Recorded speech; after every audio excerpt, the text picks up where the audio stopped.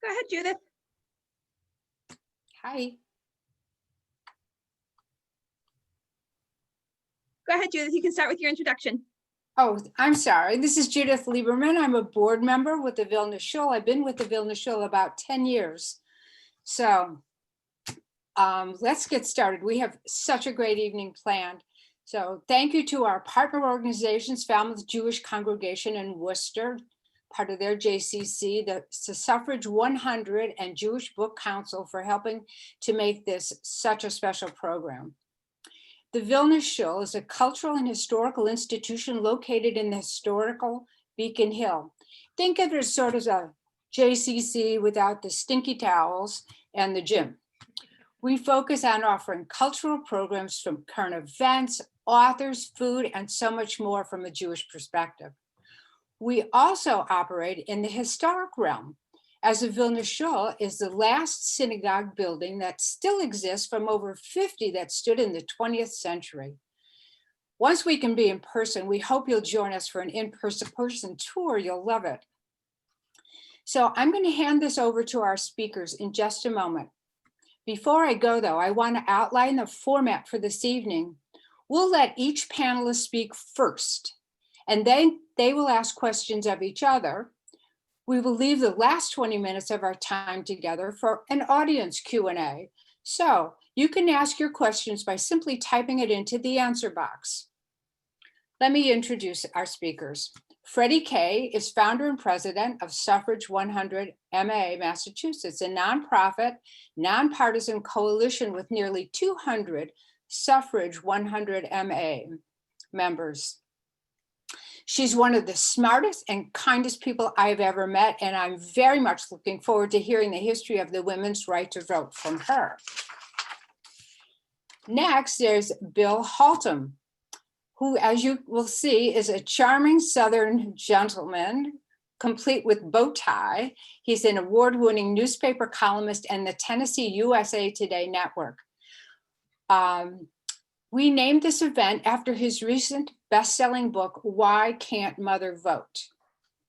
And then Laura Kumin, who had a long career as an attorney before she became an author, teacher, and then cooking coach. She has an incredible blog and an online presence, and we look forward to hearing about her recent cookbook, All Stirred Up: Suffrage Cookbooks, Food, and the Battle for the Woman's Right to Vote. Now, let me welcome first to Freddie. Freddie, please start. Thank you so much, Judith and Lynn and Nancy, everyone, for inviting me to join you this evening. I'm thrilled to be with you and with this wonderful panel of people. Thank you so much. It's an honor to be presenting with all of you. I am presenting this evening in a different way than I've ever done before, so I hope it's going to work, because in just about 10 minutes, I hope to give a summary, if you will, of the women's rights and women's right to vote movement, which is not really possible, but I'm going to try. Think of it sort of like Gilbert and Sullivan, or to those of you who've been to a Seder where they sometimes have a one-page summary of the Seder and then it ends with, and let's eat. That's what I'm going to try to do. And so I will try my best. I'll share my screen for a moment here just so you can see. Whoops, not sure if this is going to work. Nope, I didn't do it right. Sorry. Let's see if that works. Nope. Okay, I'm going to stop sharing and we'll do it without. So my name is Freddie K. I'm the founder and president of Suffrage 100 Massachusetts, as Judith said. And we're a nonprofit organization. We started in 2010 to provide education. We knew that this history of the women's rights movement and of women obtaining the vote was something most of us never grew up with, that we just don't know this history. So here goes. I'm starting with 1776, which is when New Jersey grants women the right to vote in its state constitution and takes it away in 1807. In 1776, many of you recall Abigail Adams, who said, "Don't forget the ladies." We remember that part, but there's so much more. And she ended with, "We will not hold ourselves bound by any laws in which we have no voice or representation." She really got right to it. And of course, the reaction by her husband was horrible. And he said, "Forget it. We're not giving up any of our rights to the women." At this time, women and men, it's important to note, were in separate spheres. Women were not allowed to speak in public. So when women did start doing that, that's why rotten fruit and eggs and worse was thrown at them, because they weren't allowed, they weren't supposed to speak in public. Women, once they were married, lost all their rights to children. They did not have rights to their children, to their property, to their own jewelry, to your earnings if you earned anything. All became owned by your husband. In 1838, the first woman to address a state legislature in the country was right here in Massachusetts at our own Massachusetts State House. That was Angelina Grimke, who many of you may know of, the Grimke sisters who moved from the South to come up and fight for abolition. She spoke to an overflow crowd and presented anti-slavery petitions signed by 20,000 women. She made a radical assertion on behalf of American women, quote, "We are citizens of this republic, and as such, our honor, happiness, and well-being are bound up in its politics, government, and laws," end quote. There's a bridge in 2019, just a year ago or so, a bridge was named after the Grimke sisters in Hyde Park where they lived. Mayor Walsh came and had a ceremony with that, and I encourage everybody to check it out. So Angelina Grimke spoke in 1838. In 1840 was the World Anti-Slavery Convention in London. Now, why is that relevant? It's relevant because the first day of the convention, they debated whether women should be allowed to vote or participate in the convention. And there was an enormous debate. William Lloyd Garrison arrived late to the convention. He was sorry he had missed that debate.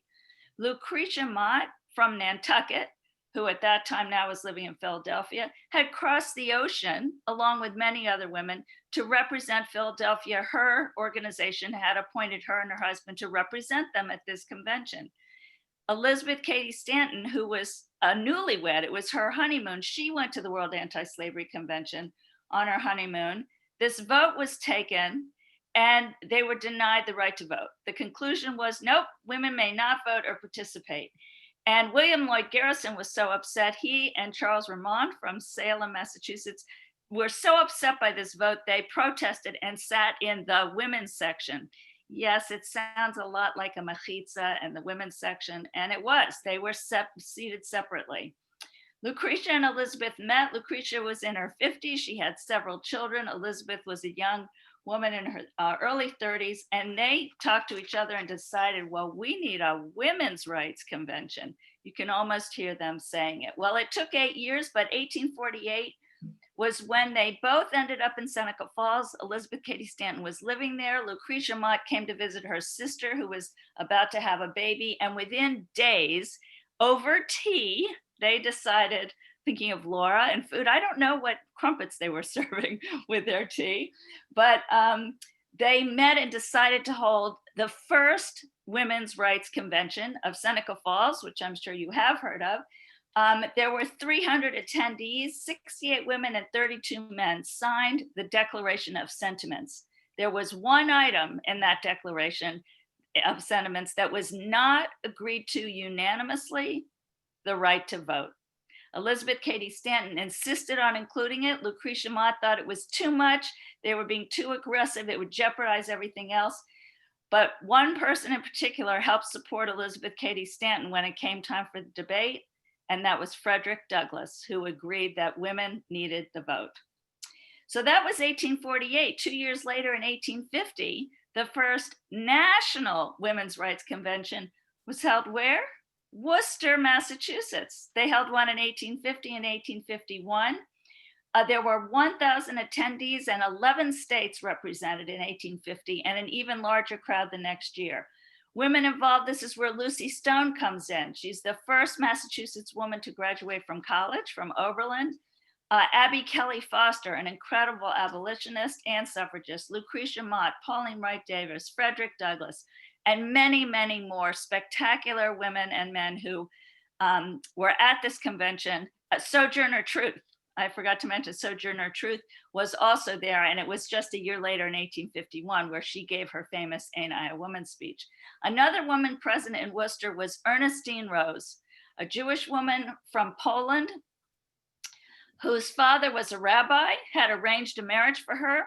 She said no, she had to go to court. She walked, she left Poland, made her way to the United States. There's a long story in there. And ended up in Worcester and became a spectacular speaker with an intriguing accent, is how they viewed her, her accent from Poland. At the Worcester Convention, they demanded the right to vote, to own property. How many of you remember when a woman could not get a credit card in her own name? It's all related. They wanted to be admitted to higher education, to medicine, the ministry, and other professions.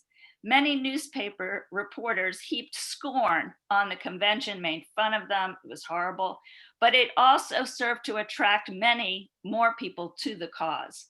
1851, Amelia Bloomer, yes, she popularized bloomers, this very outlandish outfit, which many made terrible fun of, so much fun of that ultimately they had to give it up, but it was practical. It was so they didn't have to drag those long dresses on the ground.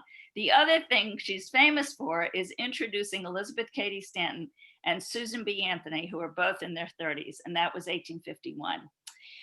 For the next 10 years, there were women's rights conventions around the country, and then the Civil War is upon the country.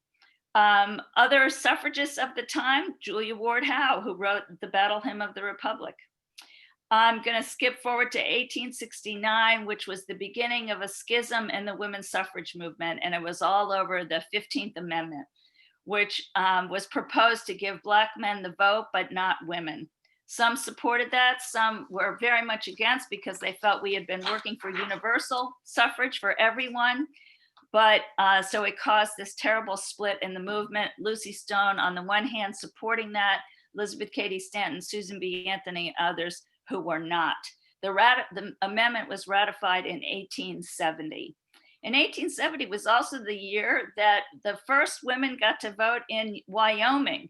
It was a territory at this time, but women over 21 will have the right to vote and right to hold public office. Utah, Washington, Montana were territories also when they gave women the right to vote, and many states in the West followed. And the theory is that one of the reasons those states in the West were giving women the right to vote was they needed more women to move out West. And so it was sort of an encouragement. Oh, you want the right to vote? We'll give you the right to vote. Come on out West. That was just one of the things. I want to mention that Harriet Tubman was also a suffragist, and Louisa May Alcott, who was very proud to vote in school board elections, the first one in Concord. And that followed because in 1879, the Massachusetts legislature allowed women to vote for school committee, and they joined Kansas, Michigan, and Minnesota. The theory about that was women's sphere was the home. They were in charge of the children. Oh, education is related to the children. So yes, they would let women vote for school committee because they had a relationship with taking care of their kids. It was bit by bit by bit, could they make progress. In 1890, the two factions of the women's suffrage movement reunite and form the National Women's Suffrage Association, NASA. And their main focus was to go state by state by state to adopt suffrage for women, versus a federal constitutional amendment, which had been introduced in Congress, and that was going on as well. In the late 1800s, I want to mention two fantastic women from the Boston area, Josephine St. Pierre Ruffin and Mariah Baldwin, and also Sarah Parker Remond from Salem. These were African-American women who were incredible. They were brilliant. They established the Women's Era, which is a club, and also they wrote, they had a newspaper that was one of the most prominent in the country. They were fighting both racism and sexism. Mariah Baldwin was the principal of a school in Cambridge that was predominantly white, and she just kept being promoted and promoted, ultimately to be the principal and then headmaster after that. And E.E. Cummings was one of her students and spoke very highly of her for years. And also Josephine St. Pierre Ruffin helped start the NAACP of Boston. I'm fast forwarding because this is a short amount of time, so I'm going to skip to 1913 and a very important parade in Washington, D.C., March 3rd, 1913. Woodrow Wilson was arriving to be inaugurated. A woman named Alice Paul from New Jersey. If you don't know about Alice Paul, please look her up, and I'll tell you about our website for more information. She led a parade, and that was to focus on a federal amendment. It was enormous because she knew that people were there for the president's inauguration, got a huge crowd. there were racism issues going on at this time that were terrible. And one was the thinking that concern about alienating Southern voters. So they were asking and telling African-American women that they had to walk in the back and not in the front. And one very famous woman, Ida B. Wells, who was also a writer, a journalist, she had been a slave herself, her family, she's from Illinois, came to Washington for the parade, told she'd have to walk in the back, waited on the sidelines and snuck in and walked with her Illinois delegation, and 2 white allies helped her march as well. Ida B. Wells, very famous for all of her anti-lynching work throughout the country, just incredible. So the women who had put together the march, Alice Paul and Lucy Burns, they were Americans who had been to England, and they came back with stronger methods of trying to get attention and so forth, because while they were in England, they had become what we would call radicalized, because in England, there were 2 groups. There were the suffragists and the suffragettes. And if you're wondering about the difference between the terms, suffragette is really from England, with the women, Emmeline Pankhurst, who led a group that became much more aggressive and actually violent. They would break laws in order to get attention, such as blowing up buildings and mailboxes and throwing bricks through windows. And Alice Paul was in England studying at the time. She became a suffragette and then came back to the States. And she had been arrested and jailed many, many times in England and force-fed. I'm going to go to 1915 before I get back to Alice Paul. 1915 were still efforts to adopt state by state by state.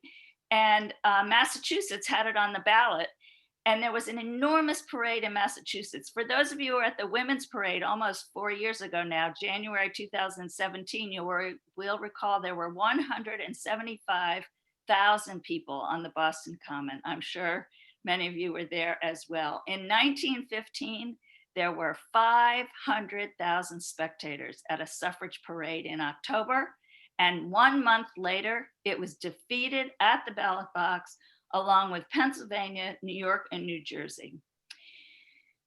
1917, the Silent Sentinels start picketing at the White House. This is Alice Paul and Lucy Burns. Silent Sentinels, they were not breaking the law. They didn't speak. They held signs for 2.5 years, 6 days a week, 10 a.m. to 6 p.m. at night in all kinds of weather. Eventually, they were arrested. They were not breaking laws, but they were arrested and sent to jail and force-fed, and it was horrible. I'm wearing my jail door pin that was awarded to the women who survived this. I want to mention that in February of 1920, the National Women's Suffrage Association, NASA, became the League of Women Voters, Carrie Chapman Catt, which is very important. One thing here is out of order. I'm sorry. 1919 June, the Silent Sentinels stopped because finally Congress passed this amendment through both houses of Congress. Massachusetts was the 8th state to ratify, and we needed 36 states, and it came down to 1 state. And we're very lucky this evening. I'm looking forward to Bill's comments. He's going to tell us more about Tennessee. But I have to highlight, the issue was it did come down to 1 vote, and several others he's going to tell us about, of a young legislator who was wearing a red rose to indicate he was opposed to suffrage, but he had a letter in his pocket from his mother. And Bill is going to tell us all about that, and he did change his vote. August 26, 1920, it was actually added to the Constitution, and that's 72 years after Seneca Falls in 1848, which is where the 72 comes from. I want to mention that it's really important to know that while the language of the 19th Amendment does not discriminate, other laws prevented people from voting. Native Americans, Asian Americans, African Americans were dealing with the Jim Crow laws of the South. So the Voting Rights Act of 1965 is incredibly important. The Equal Rights Amendment, I get the 2-minute sign, I got it. I will try to wrap up. The Equal Rights Amendment, Alice Paul wrote the Equal Rights Amendment in 1921, just after the 19th Amendment was adopted, and that was first filed in 1923, was reworded in 1943, but this is the same Equal Rights Amendment we're still trying to get passed. It's been filed every year since 1923. Yes, Virginia recently passed it. Thank you, Virginia. but there are battles yet to come. It's not yet done. I want to encourage everyone to go to our website, Suffrage 100 Massachusetts. Now I am going to try yet again if I can. It's not going to look very pretty, but you can see our website here. Suffrage 100 Massachusetts, you'll see the swan boats. I'm sure I'm supposed to do this another way and it's not working. Sorry about that, but oh, there we go. Yes. And then our movie, we did a movie for the 100th because we couldn't be together. The Fight for Women's Suffrage, Looking Back, Marching Forward. It's 30 minutes long. There's a lot of information. It's a lot more fun than my short piece, but I think you'll enjoy it. And it features Senator Warren, Congresswoman Clark, Ayanna Pressley, Governor Baker, et cetera, and Perfect 36, which comes out of Tennessee. There's some music in there I think you'll enjoy, and so forth. Please don't forget, we have a picture of the swan boats because annually we have done an event at the swan boats. Our focus is education, and we have these wonderful 200 partners throughout the Commonwealth we've been working with, and our current effort is voting. Please vote. Thank you so much.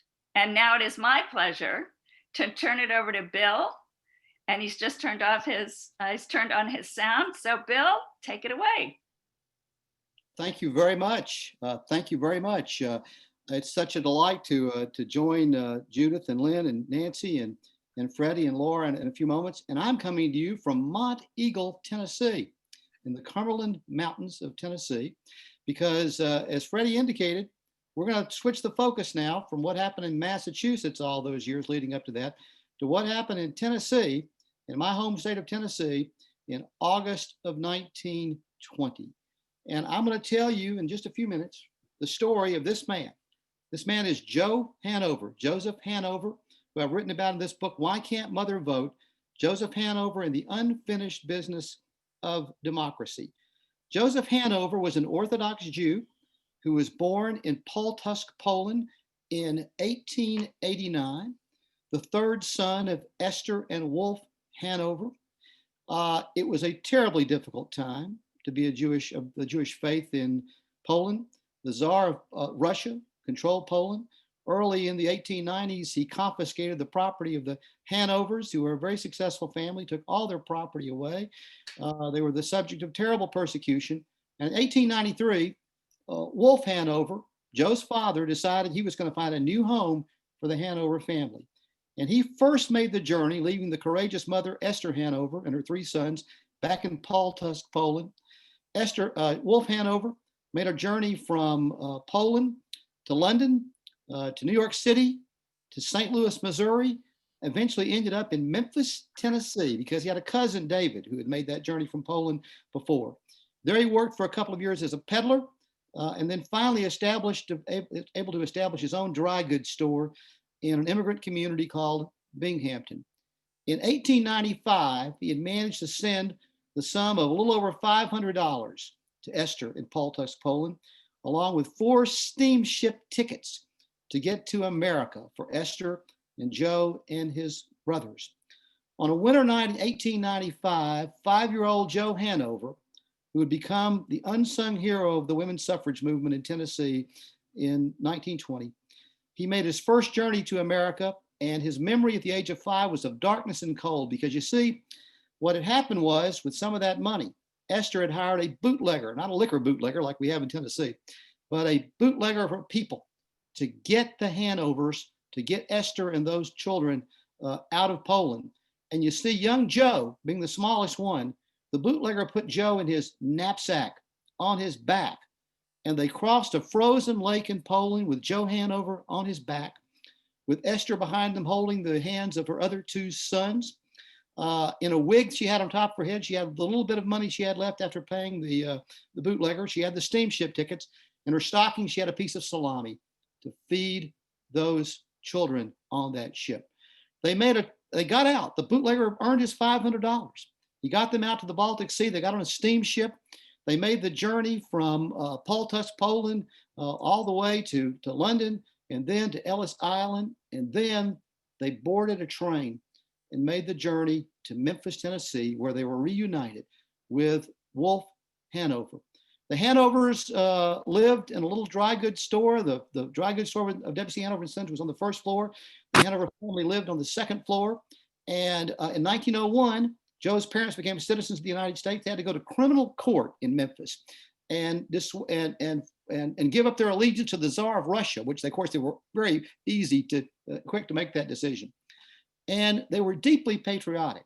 And when Joe was just a boy, his parents said to him and his brothers, "We're living in the greatest country on the face of the earth.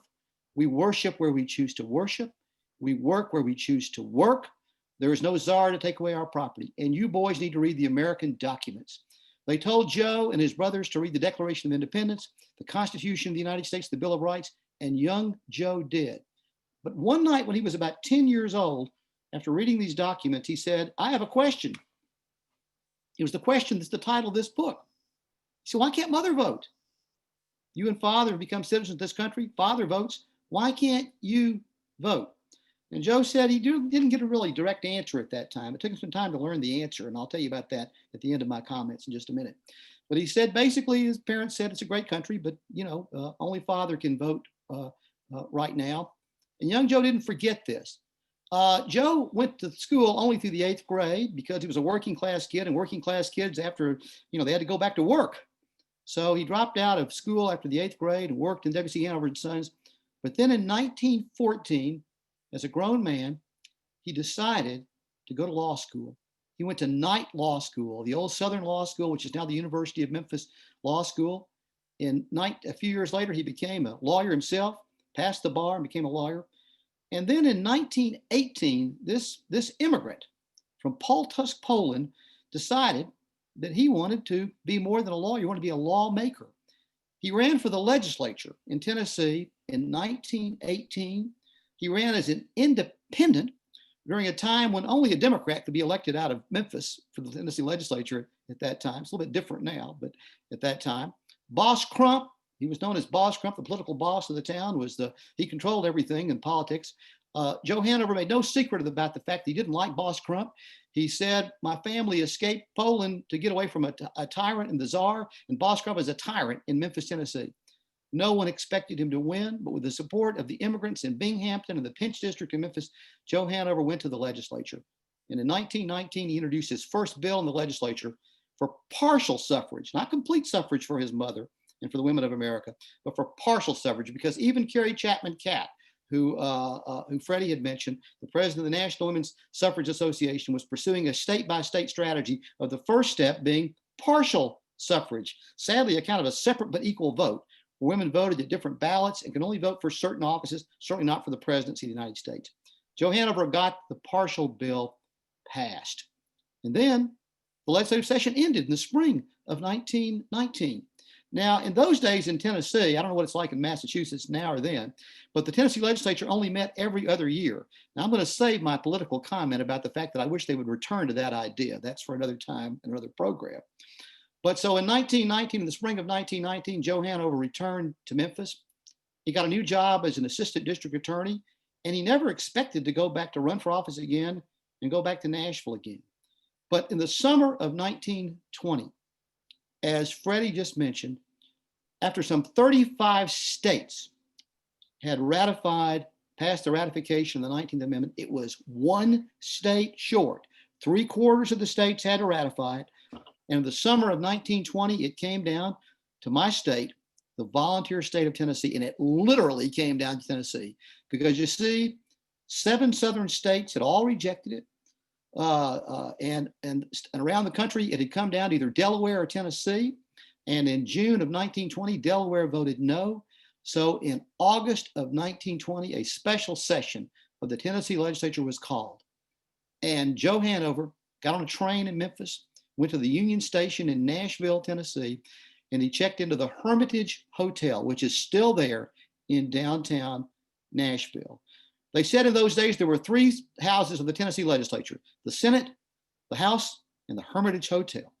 And the day he checked into the Hermitage Hotel, not only did he check in, and 99 members of the Tennessee legislature checked in, Carrie Chapman Catt checked into the 3rd floor as president of the National Women's Suffrage Association. She was ready to see them win. But a woman from Monteagle, Tennessee, where I'm sitting at this moment, who lived just a few blocks away from my place here in Mont Eagle. Josephine Anderson Pearson checked in to the Hermitage Hotel. She was president of the Women's Association opposed to women's suffrage. She was a minister, a seminary graduate. She was an evangelical Christian who believed that women voting would be contrary to the biblical positions of women, of what women should be. It would destroy the family, she felt. And she came there to start that fight against it. Now, when they all arrived in Nashville, there were 62 committed votes of the 99 in the House. 62 committed votes in favor of suffrage. It looked like it was going to pass. It was going to be a celebration. Yellow rose, I'm wearing the yellow rose tonight because it was the War of the Roses. I'm wearing the rose that the Suffs wore. They arrived at the Hermitage Hotel, packed the lobby. The aunties under Josephine Pearson packed the lobby wearing red roses. Interesting enough, Jack Daniels, yes, Jack Daniels liquor. Jack Daniels had a suite on the 8th floor because they were opposed to women's suffrage. Lobbyists arrived, and here's what happened. The Speaker of the Tennessee Legislature, Seth Walker, although there were 62 votes committed, Seth Walker brought the legislators into his office and said, let me tell you what's at stake here. This is a white man's country. And if we pass women's suffrage, if we are the state that enacts the 19th Amendment, then, quote, the colored people in Tennessee and all over the country are going to want to vote. And all of a sudden, those 62 votes dropped from 62 to 55 and all the way down to 47. They were 2 votes short. And then Carrie Chapman Catt asked this man to lead the fight, to lead a legislative fight. It seemed a curious choice because remember, this was a unique man in the legislature. He was the only Jewish member of the Tennessee legislature. He was the only immigrant. Well, that's not correct because we're all immigrants, but he was the only one who had come here from a foreign country to found a new home here. He was the only independent in the legislature. But Joe Hanover agreed to lead the fight. It almost cost him his life. On the night that it was announced that he was going to lead the fight, he was attacked in the lobby of the Hermitage Hotel in the elevator. He was beaten by one man calling him a Bolshevik, the other man calling him, and this is the word, a kike. But he kept fighting. He kept the fight. I'm going to close to telling you 2 things that happened that Freddie's already referenced. On August 17th, 1920, the final debate took place on the floor of the Tennessee legislature. Seth Walker played the race card against it, said this is a white man's country and this is what at stake. And then this man, Joe Hanover, made the final speech of the debate. And you know what he said? He told his story of coming from Poltusk, Poland. He told the story of crossing that frozen river. He told his story. And then he said this, my story is not unique. Every one of us here today crossed the seas to be here. You may not have crossed the seas like I did. It may have been your grandfather, your grandmother, your great-grandfather, but we all crossed the seas to be here. And this is our chance to make democracy real. The next day they had the vote. Seth Walker and the opponents thought they were going to win, but there were 2 surprise votes that day. And one of them, Freddie's already referenced, was from Harry Byrne, Joe Hanover's dear friend, Harry Byrne, who had a red rose on as opposing it, but had that letter from his mother inside the pocket. And surprisingly, thanks to Joe Hanover's hard work and the courage of Harry Byrne and others in that legislature, it passed that day. And with that, I'm happy to pass this story on to Laura to tell us about her wonderful and unique book. Thank you. Well, thank you very much, and thanks for inviting me. I'm going to talk about a little part of the suffrage story that maybe you haven't thought of before, which is the role of food. If you think about it, how did women really win the vote? Well, I think there were 2 real main characteristics of what they did. The first was they had a lot of grit and a lot of determination. As Bill explained, there were a lot of very determined people, but there were campaigns aplenty. There were, in fact, hundreds of suffrage campaigns in the states and at the federal government. But the second part is really key. There was creativity and they were incredible marketers. Now, the key to this second part is really where the food comes in.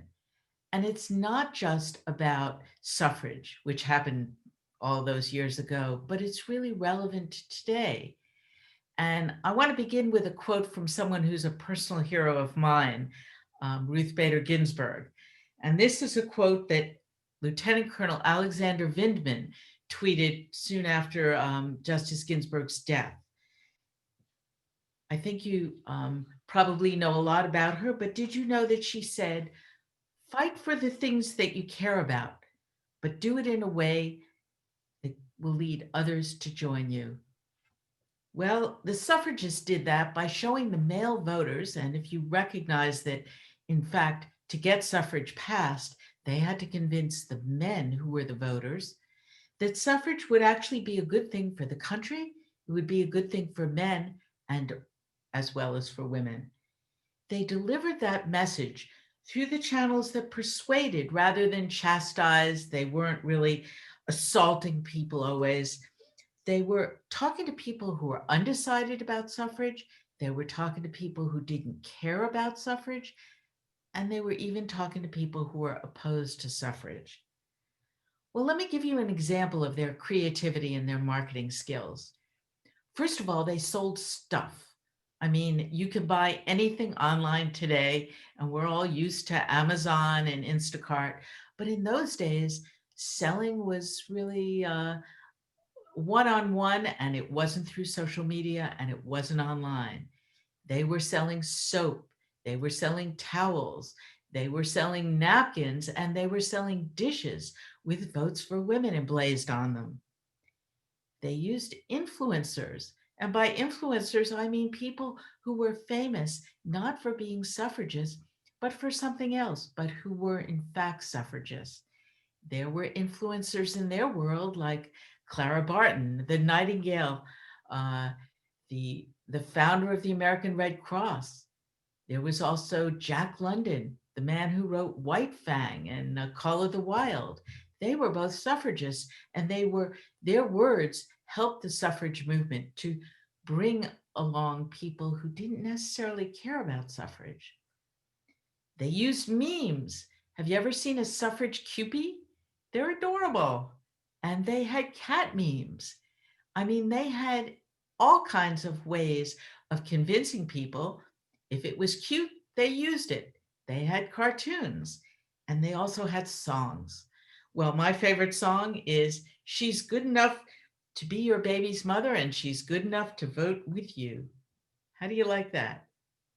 And finally, they had food. Why food? Well, simply it's a common denominator. You know, we all have to eat, and we all pretty much love to eat, right? And during suffrage, of course, women were cooking, and cooking was really a woman's world. Who used it? Well, it was mostly the mainstream suffragists. As Freddie pointed out, there were militants who were called often suffragettes, and there were the mainstream who were the suffragists. The food was really a suffragist tactic. Now, they used it because they wanted to fight against this stereotype, which was that they were anti-family, that they were angry women, and that they wouldn't care about domestic things. Well, of course, if they cared about food, they could show how well they could cook, they could show how much they loved their kids and family, and they could show how well they could use food to influence these men and other women. How did they use it? Well, they were looking at every part of the food chain. They had suffrage farms, they had suffrage grocery stores, they had suffrage restaurants. The suffrage restaurants sold food. There were suffrage lunchrooms all over the country. And one of the really incredible things was that they sold this food at a very reasonable price, and they weren't necessarily talking about suffrage. They were serving delicious food. Well, men would come in, they would come in without women. In those days, it was very common for men to eat on their own, not necessarily with their wives. And so at the end of a meal, a man might look down to grab his napkin, and it would say "Votes for Women." Or he'd look at his cup, and it would say "Votes for Women." Well, maybe that would just be a way to start the suffrage conversation. And finally, of course, they sold and they gave away cookbooks. So let's talk a little bit about the suffrage cookbooks. What were they?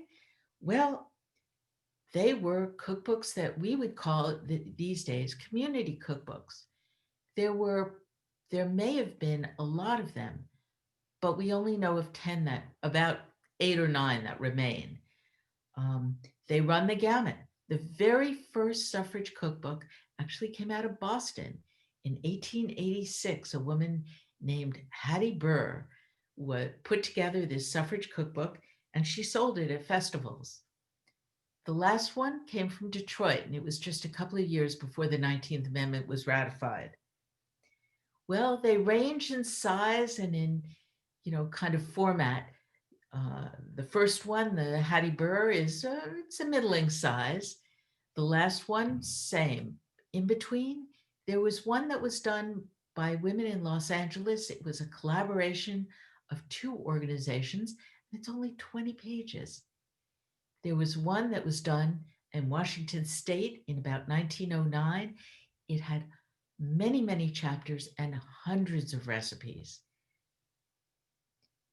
Now, what were the purposes of these cookbooks?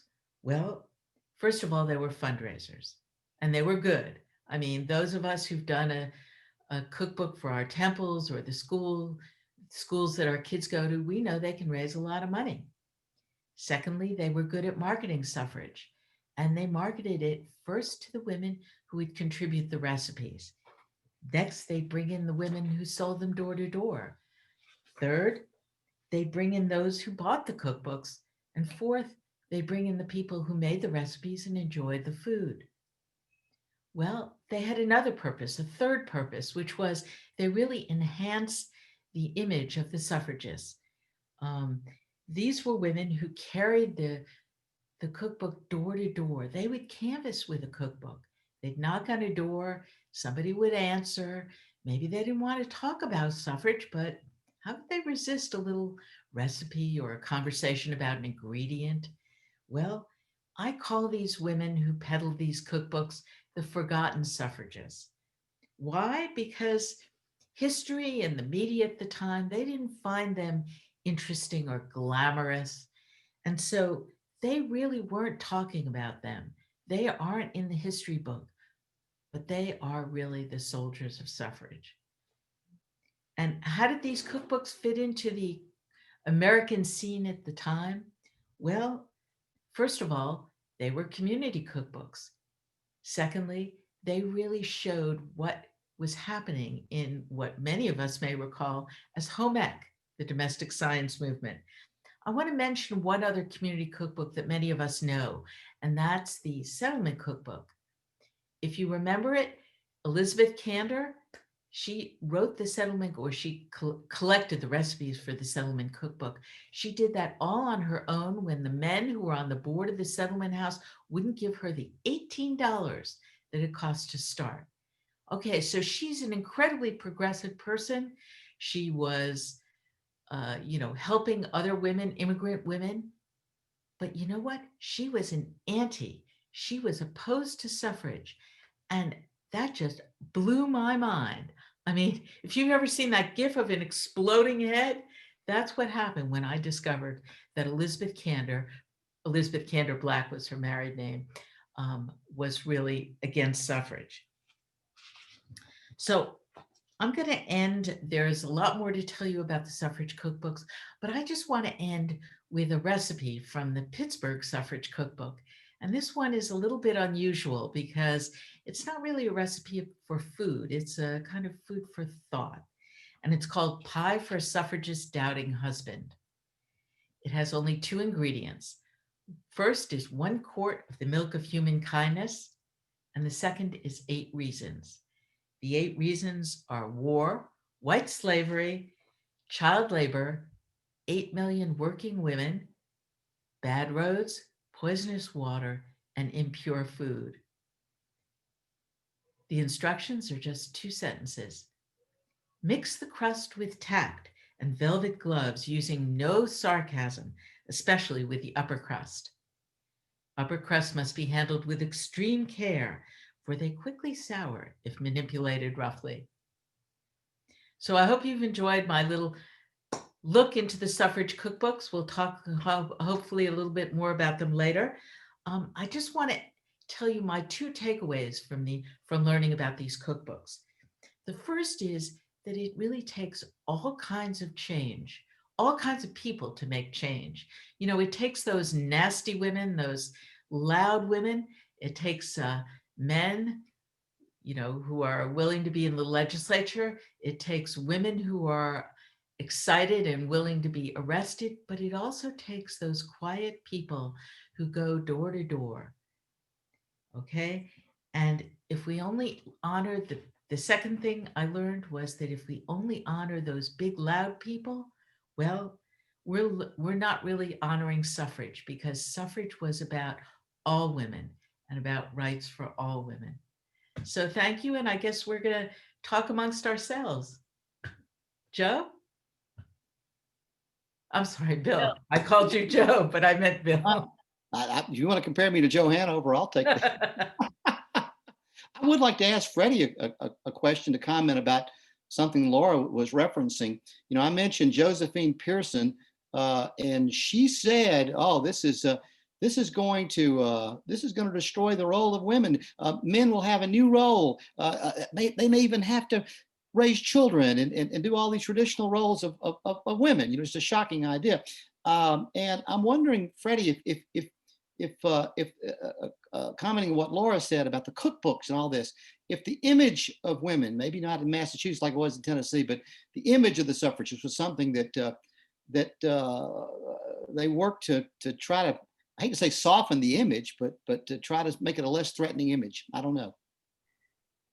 Thank you for that question. Yes, in my mind, I have a PowerPoint I sometimes do that includes these horrible, horrible cartoons that were made about women, showing them as ugly and haggard and just horrible. And so having to counter that was a huge issue, because they were made, not only just made fun of, but were made to look ugly and horrible. It was a terrible thing. And I thought you were also going to talk about this image of God, about the role of God.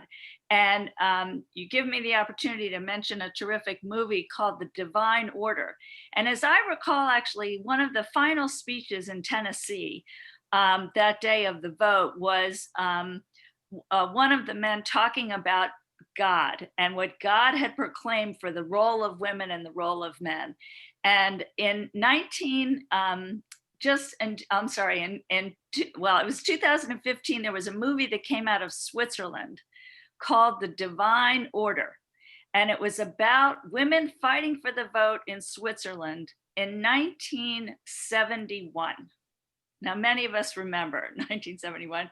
And the movie's called The Divine Order because that was the main argument against it. And I'll encourage you, on our website under events, we have film screenings. That's one, along with the famous movie, but it was an HBO that many have not seen, about Alice Paul, called Iron Jawed Angels. And there are links and information about all those. So thank you for the question. Yeah, it was really rough until women came forward, which was why at the front of one more thing, the parade in 1913, when Inez Milholland was a beautiful attorney in 1913 on the white horse at the front. And Laura's right, you know, there's a lot of branding that was going on. And so they were the colors, purple, white, and gold. This was from the National Women's Party of Alice Paul. They learned that people would want to recognize who they are, and they worked very hard so that people would learn that all women of all shapes and sizes and levels of beauty are involved in wanting to get the vote, including beautiful women. Freddie, what you said about the issue of God and all this, if I could just jump in here again. In 1896, Elizabeth Cady Stanton, joined by 26 other suffragists, had written a book called The Woman's Bible. And the Woman's Bible was to challenge the traditional faith view of the role of women as subservient to men. Now, what Josephine Pearson did was she, in the legislative battle, she said, this is proof they're all atheists. They're just all atheists. They don't accept God's holy word as written. They wrote their own version of the Bible. But as I write about in my book, there was so many, particularly Jewish women of faith in Tennessee, particularly in Nashville, that helped lead the fight. And there were evangelical Christian women as well. So much of that stemmed from the abolitionist movement too. So even though Josephine Pearson tried to say it wasn't God's will to pass the 19th Amendment, there were a lot of women of faith who said, we're not reading the same scripture. It was, I have to say one more thing. It was a little bit ironic for Josephine Pearson to be so outspoken, citing the Bible, saying that women should not be outspoken. He actually cited Apostle Paul in the New Testament in Thessalonians, saying that women should not be speaking in churches and all this. So she spoke an awful lot about the fact that she shouldn't be speaking. She shouldn't be speaking, right? So, Bill, that brings me to ask you, what was the reaction in Joseph Hanover's own family to his support of suffrage, to the role that he played in that final vote? That's a very good question. There wasn't really fear about this. Esther was very proud of what her son did. They were very supportive of this, as was their synagogue and the people of faith at that time there. So it wasn't that controversial with them at all. And interestingly enough, Harry Byrne was reelected in Iota, Tennessee that fall, overwhelmingly, and served for many more years in the legislature. I really don't think the opposition was quite as strong as they made it appear, made it sound. There were a lot of people, a lot of red rose wearing people, Freddie, in Tennessee, and they were being disingenuous. But when they were voting no, they said, we're really not voting no. We want the voters this fall in the legislative election to tell us whether they want it. Well, of course, those voters would be men. And second, they actually knew that if they killed it in Tennessee, they were killing it, because there were already states. Ohio was having a session to rescind it. So there were already efforts to rescind it. Anyway. We are so thankful for Tennessee and for this story, so thank you. And I'll ask Laura, what was the most surprising thing that you learned about the suffragists and how they used food? What was surprising for you? Well, I think the most surprising thing was to find that these cookbooks sort of sprang, they sprang up in all parts of the country. I mean, there's a cookbook from California, there's one in Detroit, there's one in Pittsburgh, there's of course the one in Boston, but they were all different. They were really about their local communities.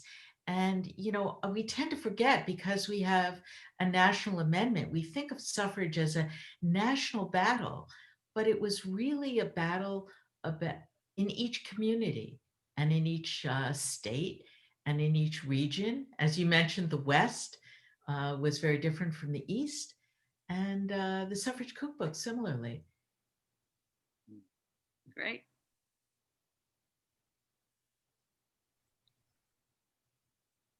Do we have time for a couple more questions, or shall we go to the audience questions? Yeah. I think we're going to jump to the audience Q&A, and Pamela is turning on her camera right now. We have a couple in the chat, and you can always put them in the Q&A, folks. So if you have questions, please address to either a specific panelist or just to the group, and everyone will jump in. Great. Hi, everyone. I'm Pamela Rothstein, serving as Director of Lifelong Learning at Falmouth Jewish Congregation, a active and vibrant, usually in-person Reform congregation serving the Upper Cape, beautiful Cape Cod. We're delighted to be partners in this evening's event. So it is not every webinar that invites you participants to pose your questions. So we do that here, and are looking for that. You can do that in the chat or in the Q&A. And we do have somebody who inquired about Joe Hanover's mother. I know that you responded a bit to that, but I wonder if you could elaborate a bit on the Jewish community in Tennessee's response, and whether there was any actual anti-Semitic backlash in response to this. That's a very good question. And it really, I haven't read any evidence about that. Esther was obviously one of the real heroes, a courageous woman. I mean, really, she's the one who got Joe thinking about what it meant to be there. The Hanovers were Orthodox, but Temple Israel in Memphis to this day has a huge library. Micah Greenstein, the wonderful senior rabbi there, was a tremendous source for the book for this. And I think the support in the Jewish community of Memphis was overwhelming. If there was some anti-Semitic reaction to that, I'm not sure. Interestingly enough, Boss Crump, although he was not happy that Joe was in the legislature, Boss Crump was a forceful voice for women's suffrage, thought it should be passed. Senator McKellar, the senior senator from Tennessee at the time, was a forceful vote for it, came to lobby himself on that. So but as far as any anti-Semitic reaction to this, I don't really know of any. And while you have the floor, can I pose this question within the context of the suffrage movement in general? Do you have could you compare Joe Hanover to other immigrant Jewish, or specifically people who argued on that immigrant basis? Well, Joe was the only Jewish member of the legislature, and he was the only, quote, immigrant, as I mentioned earlier. Although, as I'm fond of pointing out, we're a nation of immigrants, there was a strong immigrant community in Memphis. Memphis had a yellow fever epidemic 20 years before the Hanovers arrived that had wiped out 50,000 citizens of the city. The city had to kind of start over. So the immigrant community in Memphis was very strong. It was a very diverse community, contrary to kind of the image of it being an all white community. So the immigration, and that's who got Joe elected, to the great surprise of the boss there. So I can't say there were other voices that I can identify. Now I'll tell you somebody, Freddie mentioned Ida Wells. And Freddie, you mentioned that she was from Illinois. Well, I want to say to you proudly that she was from Holly Springs, Mississippi, just south of Memphis, where she was born. She came to Memphis, Tennessee, was the editor of a newspaper called the Memphis Headlight. That was really the name of the paper, a very anti-lynching paper. Now I'm going to tell you something I'm not proud of.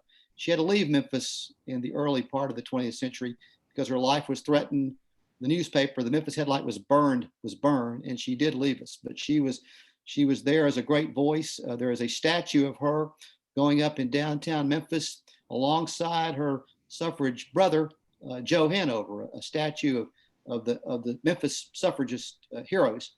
And anyway, so I'm digressing from your question there, but I did want to mention Ida Wells with her Memphis roots. I wish people had not run her outside of Memphis, but she was a Memphis woman. Courageous voice. Thank you. Laura, a question for you. What got you started on this journey with the suffrage cookbooks? Well, I found one. I was interested in finding out about suffrage. And once I found one, I really wanted to know how many there were. And as I began to learn their story, I began to learn about suffrage itself. And I discovered that what I had always learned about suffrage was really just the tip of the iceberg and very misleading. I learned about the woman on the white horse. I learned about the women who were arrested for picketing, but boy, I didn't know anything about the kinds of women who wrote the suffrage cookbooks. So I have a question for you also about the content of the cookbooks. I don't think people necessarily understand that for every recipe you took from the books, you also gave a contemporary version, because they were not necessarily very user-friendly now. But along the lines of the racial justice, or the racial component of the suffrage movement, could you comment on the content of the cookbooks and how they reflect the demographics, the racial makeup, the class makeup of the women involved, and how that may have limited them? Sure. Well, the cookbooks themselves are very reflective of the suffrage movement. And I think as Freddie mentioned, the Black suffragists really got a raw deal. I mean, they were in the suffrage movement and they were kept out of the leadership. And the suffrage organizations, by and large, kept them out. They had their own organizations, and they were forced to have those organizations because they couldn't get into the mainstream ones. The cookbooks are really written by middle and upper class women. And to the extent that there are names on these recipes, we don't really know whether it's the recipe of the woman who's submitting it, or maybe it's her housekeeper or her cook, because in those days, women even in middle class homes had help. And I actually did try to figure out if there were any Jewish or African American women who had contributed to the cookbooks. And my answer was, I couldn't find any, but certainly if you look at the settlement cookbook, and I have a very old version, probably all of us have that from our moms or our grandmothers. If you look at the settlement cookbook and you look at some of the suffrage cookbooks, you'll see that they're very similar, and there are some very similar recipes. They're oversauced, they're overcooked, and but if you want a good cornbread recipe, that's where you go. Okay, thank you. We have a question for you, Laura. How many cookbooks were there? Well, we don't know. I mean, we know of 7 or 8 that exist, depending on how you count them. And they range from this 20-page one to one that's hundreds of pages. But I've seen a lot of sort of tantalizing hints that there were others. I mean, there are references in suffrage newspapers of the time to women getting together in other places, in Nebraska, for example, and writing a cookbook. We don't know what happened to it. And maybe there's a copy somewhere in a historical society or in somebody's attic, but, we don't know of it. And just a quick side question. Did you personally, in doing this research, put out a call for those cookbooks to come forward for people? I did try to look for them. And in fact, the only suffrage cookbook that currently exists that I have not seen is one that is in the Clinton, New York Historical Society, and it's too delicate even to be scanned. I talked to the people at the Historical Society, and if you can't get there in person, which of course we can't do these days, you can't get to it. And one cookbook that I got from an academic who had a copy of it scanned a decade ago. It's the one from Rockford, Illinois. It's amazing. So one final question for me. Have you considered, or has anybody undertaken a museum exhibit about the suffrage cookbooks? In the exhibits that have been held in Washington at the Smithsonian, at the National Museum of American Art, there was one at the archives. They often have one of the suffrage cookbooks, but they really don't give them the full explanation that they deserve. You often will just see the better known ones. Right. Okay. Bill, we have a question for you. Does contemporary Memphis recognize Joe as a local hero? Not as much as we should, and I'm working on that. No, in all seriousness, Joe really is an unsung hero. Joe never ran for office again. Came back to Tennessee in 1920, practiced law for the next 60 years, raised thoroughbred racehorses, and was not in the public life again. And I confess that I knew his story, but very few people do. And I wanted to share that story. And he will be coming back to Memphis in bronze as a statue in the next few months. We were hoping to have it before the pandemic has pushed off that celebration. But he'll be next to Ida B. Wells and some of the other Memphis suffragist heroes in downtown Memphis, right behind the University of Memphis Law School, which will be a great thing for the law school and the students there and for tourists there as well. And since we all have an educational bent here, have you collaborated with the state's education department to get Joe's story into the schools in any way? Well, it's interesting you mentioned, Freddie mentioned Harry Byrne. Harry Byrne's a great nephew, Tyler Boyd, has written a book about his great uncle. He and I have done a lot of programs together, including for the Tennessee Historical Society. The State Museum has an exhibit and has our books there. So we're trying to get the story. Tyler has a great line. Tyler calls Harry Byrne and Joe Hanover, the suffragettes. So we're telling the story of the suffragettes as well as the suffragists. And they were called that in the day. They were called the suffragettes. Yeah. Yeah, in fact, that was a term that was coined by Vida Sutton in 10 maybe. Freddie, we have a question for you. Can you elaborate on the connection between the Vilna Shoal and the suffrage movement in Massachusetts? Well, I don't know. I saw that question, and I'd have to talk to the Vilna Shoal about the history of the shoal. I can say that the Vilna Shoal and Falmouth, that one of the things you can do is become a partner with us. And so it's a place where we could research more. And we don't charge for partnerships. We are looking forward to having more to share the word. And many organizations that have joined have been doing just that, which is looking into their own history and what's the relationship, which I think is really important. And for some of that history, I'm thinking people were asking questions. I feel like I have to mention the book, The Woman's Hour by Elaine Weiss, which talked about Tennessee. And many terrific books and movies are on our website under resources and events, and I encourage people to go there. If anybody knows some history about the Vilna Shoal and suffrage, I would love to hear it. I can jump in, Freddie. I'm Lynn Krasker, the Director of Programming here at the Vilna. And we know for a fact that Mary Antin was a congregant and came to the Vilna on many different occasions, both to pray and for social events.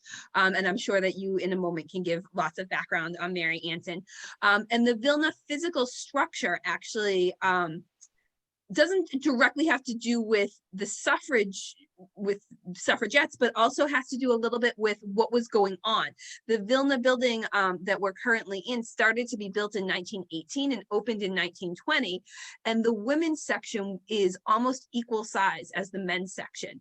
And if anyone in the audience is familiar with Orthodox synagogues, which the Vilna was at that time, the women's section is usually very, very small. And there's a couple of reasons that they made the women's section as big as the men's section. Each section seats roughly 150 people.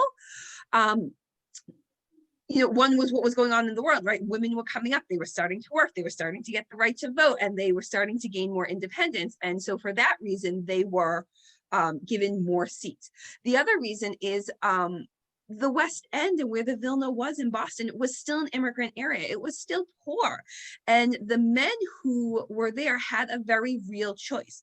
They had to choose between going to work on Friday night and Saturday, which is the Jewish Sabbath, and not working, fulfilling their religious obligation, or going to work and fulfilling the financial obligation, putting food on the table for their family.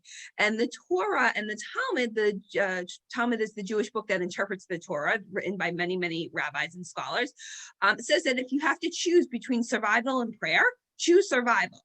Survival is the most important thing that you can do, and so go to work. And so for that reason, the women often came to receive some of the blessings during services, and so their section was much larger. Our board president, Marilyn, is now writing to me, the women's auxiliary was very important, and we have many plaques of women at the Vilna. We have a 1907 plaque, a 1923 plaque, and a 1936 plaque, and this is representing the women leaders and the women members within the shoal. And so women did have a very real role within the congregation and within the Jewish society and life within it. And so I'm going to throw it back to you, Freddie, to talk a little bit more about Mary Antin, if you don't mind. No, I'm afraid I can't right now. Am I putting you on the spot too much? Yeah, on that one, yes.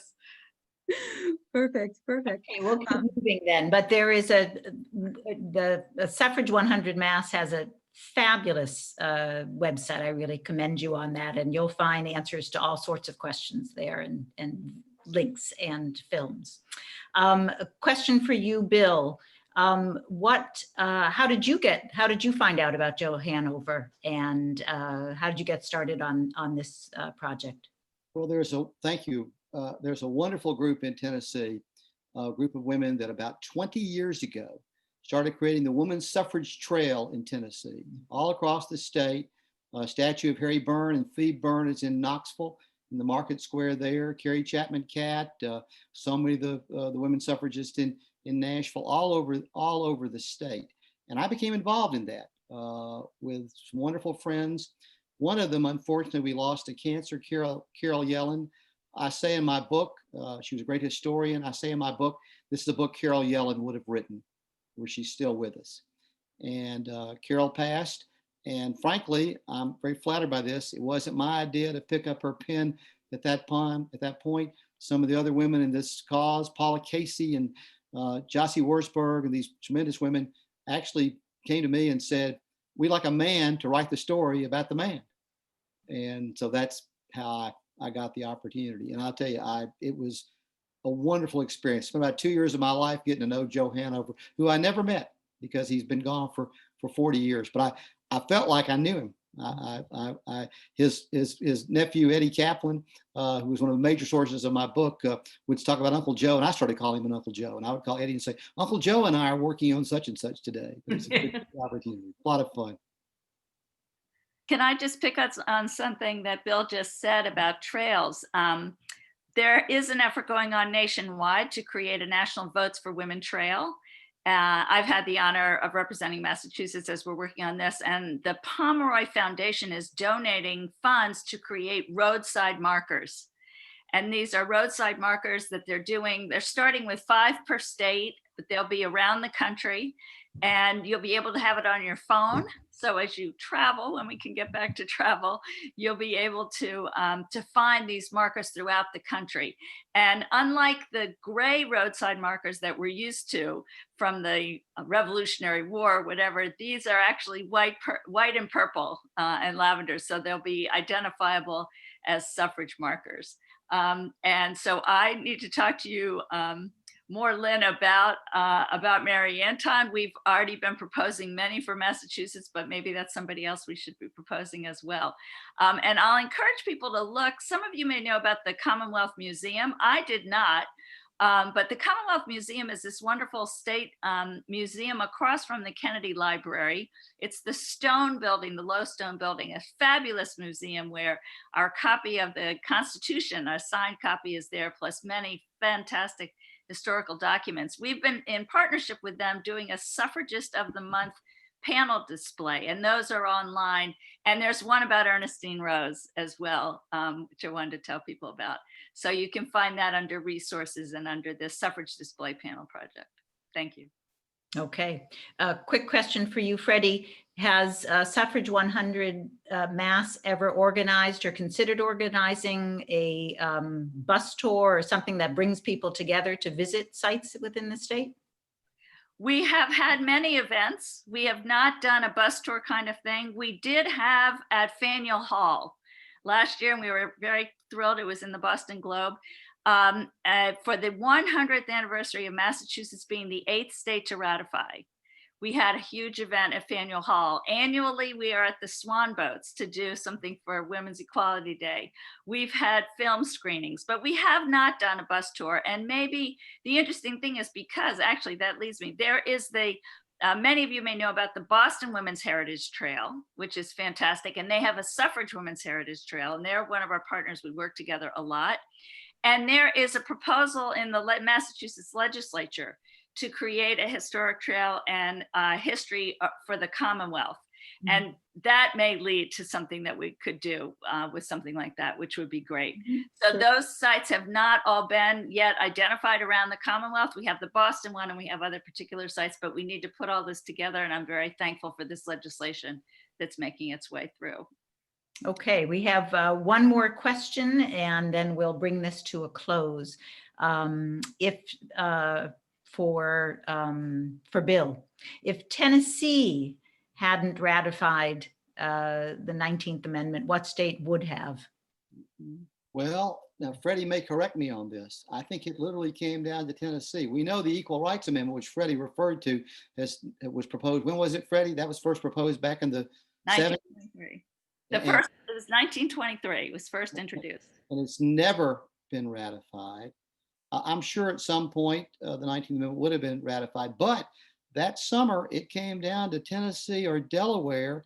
Delaware said no, and I don't think, Freddie, you can correct me if I'm wrong, I don't think there was another state ready to vote. No, there was not. Yeah. Not. The governor of each state had to bring it to a vote. And the governor of Tennessee finally did it with Woodrow Wilson, actually encouraged him to do it. And that was key. And the other states would not bring it. And if that had not happened, I do not know how long it would have been. And you can look on these maps, other states that didn't ratify, they have ratified in the 1950s. And I think there was one, they were ratifying late. Ones who hadn't. And what would have happened, I can't even stand to think about it. It would have been horrible if Tennessee had not ratified. It would have been a long time, I think. Okay, over to Nancy. Thank you all. Hello, I'm Nancy Greenberg, Cultural Arts Director at the Worcester JCC. We're delighted to be a partner on tonight's program. And Worcester played a prominent role in the fight for suffrage, as you heard earlier. On behalf of the Vilna Shoal Boston Center for Jewish Culture, Falmouth Jewish Congregation, the Worcester JCC, Suffrage 100, and Jewish Book Council, I would like to extend our heartfelt thanks to each of our panelists, Bill Haltom, Laura Kumin, and Freddie K, for generously sharing your time and expertise. Thank you, Bill, Laura, and Freddie, for helping to illuminate the historical significance of the fight for suffrage. From the ratification of the 19th Amendment by the Tennessee legislature, making it the law of the land, to the cookbooks that brought the suffragist message through grassroots tactics, to Suffrage 100, dedicated to commemorating important suffrage milestones and the 100th anniversary of the adoption of the 19th Amendment to the US Constitution. Please be sure to order your own copies of Bill Haltom's book, Why Can't Mother Vote? And Laura Kumin's book, All Stirred Up, Suffrage Cookbooks, Food, and the Battle for Women's Right to Vote. Both are available for online purchase through local independent bookstore 8 Cousins, that's 8cousins.com, and Amazon. And thank you to our audience this evening. Please mark your calendar and watch your email for these upcoming partnership programs. Kenneth Wald, author of Foundations of American Liberalism, will be speaking on Monday, November 30th at 7 p.m., discussing the political behavior of American Jews in wake of the election, which will have just taken place. And Lisa Gruenberg, Thursday, December 10th at 7 p.m., a Boston physician and author of City of Dreams, discussing how she unexpectedly found herself writing a memoir when trying to recreate her father's life in Vienna before the war. This program will start with a community candle lighting in celebration of the first night of Hanukkah. Both of these programs are free and require pre-registration on Zoom. Please note that you will receive via email tomorrow the link with tonight's recorded program and details on these upcoming events. Thank you to my colleagues, Lynn Krasker-Schultz of the Vilna and Pamela Rothstein of Falmouth Jewish Congregation. Collaborating on virtual programs has been one of the silver linings of the pandemic. We look forward to your attendance at upcoming programs. To all, stay safe and stay well. Thank you all and good night from all of us.